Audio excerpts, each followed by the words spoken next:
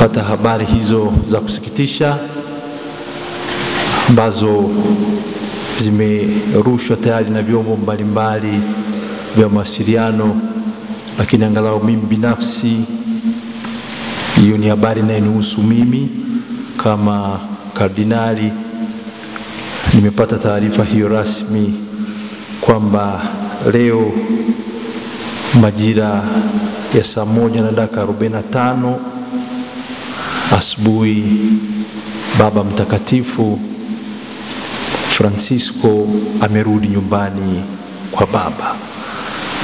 Nishaandikwa na watu mbalimbali, lakini hiyo naisema rasmi, na kwa sababu hiyo nikiwaalika wote wanajimbo kuu la Tabora tuingie katika hali hiyo kwanza ya kumwombea huyo ambaye ametuongoza kwa muda wote huo tangu alipochaguliwa kuwa Baba Mtakatifu mwaka huo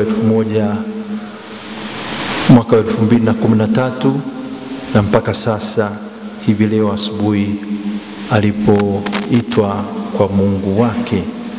Tumuombe pumziko la milele na tuliombee kanisa letu libaki imara katika huu umoja ambao tumesisitiza daima, na hasa tukiombea sasa yanayokuja baadaye, kuombea makardinali ambao sasa wanaitwa kwenda huko Roma kwa ajili ya kuja kuingia kwenye vikao mbalimbali na baadaye kwenye uchaguzi wa Baba Mtakatifu ambaye ataliongoza tena kanisa letu Katoliki.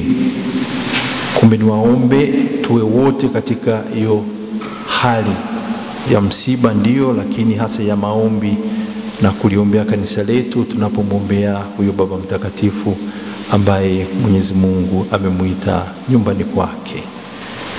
Tuwe imara na tusiumbe, na tuwe tayari daima kuyasikia hayo ambayo ni sauti ya Mwenyezi Mungu ambaye ndiye inatuongoza, na tukaombea wote ambao wanashiriki katika mambo mbalimbali na hasa kuhusiana kuliongoza kanisa hili kwa muda huu wa mpito, na baadaye muda huu ambapo atakuwa amepatikana tena Baba Mtakatifu mwingine.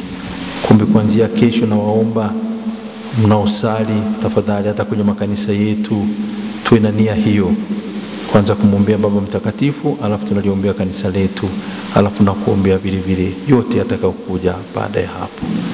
Na sasa tusali sala ya Baba yetu aliye mbinguni kwa nia hiyo ya kumwombea Baba Mtakatifu aliyotutoka. Mbinguni, jina lako litukuzwe, ufalme wako ufike, utakalo lifanyike duniani kama mbinguni.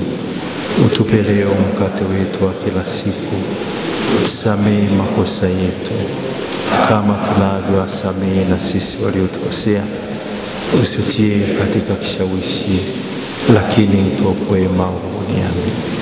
Atukuzwe Baba na Mwana na Roho Mtakatifu.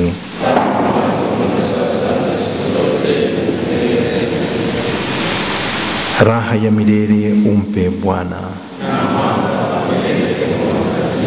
apumzike kwa amani. Raha ya milele umpe Bwana, apumzike kwa amani. Raha ya milele umpe Bwana, apumzike kwa amani. Tunakimbilia ulinzi wako, mzazi mtakatifu wa Mungu. Usinyime tukiomba katika shida zetu, utuokoe siku zote kila tuingiapo hatarini. Ewe Bikira mtukufu na mwenye baraka. Amin. Kwa jina la Baba na la Mwana na Roho Mtakatifu. Amin.